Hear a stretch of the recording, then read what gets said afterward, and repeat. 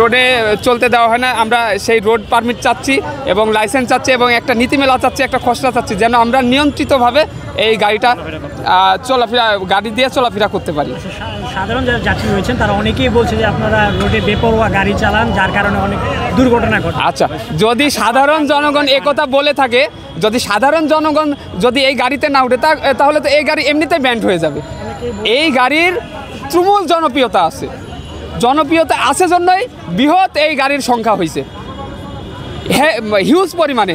আর যদি এটা কিছু সংখ্যক লোক বলতেছে, কিন্তু 99% লোক কিন্তু এই অটোরিকশাকে চায়, খুব অল্প সময়ে কম খরচে যাতায়াত করতে পারে। আর এবং এইটির আরও একটি সুবিধা আছে, যেটা খুবই স্বল্প খরচে এই বাহনটা পরিচালনা করা যায়।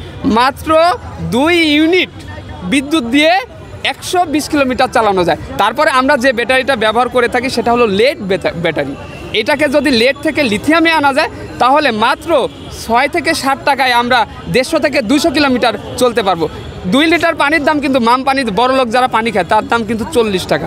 আর আপনি মাত্র 5 থেকে 6 টাকা দিয়ে 150 থেকে 200 কিলোমিটার চলতে পারতেছেন। এটা অভাবনীয়, এটা অভাবনীয়। তাই এই নবায়নযোগ্য জলবায়ু বিনির্মাণে এই ইলেকট্রিক ভেহিকেলের কোনো বিকল্প নাই। আজকে ইউরোপ, আমেরিকা, সারা পৃথিবী আজকে ইলেকট্রিক ভেহিকেলের দিকে ঝুঁকে পড়ছে।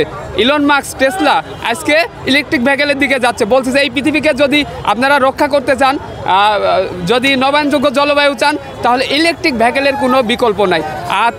তার সুফল কিন্তু আমাদের বাংলাদেশও পেয়েছে।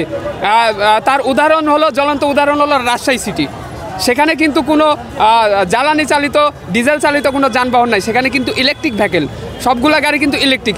এশিয়ার 1 নম্বর শহর কিন্তু, পরিচ্ছন্ন শহর কিন্তু রাজশাহী।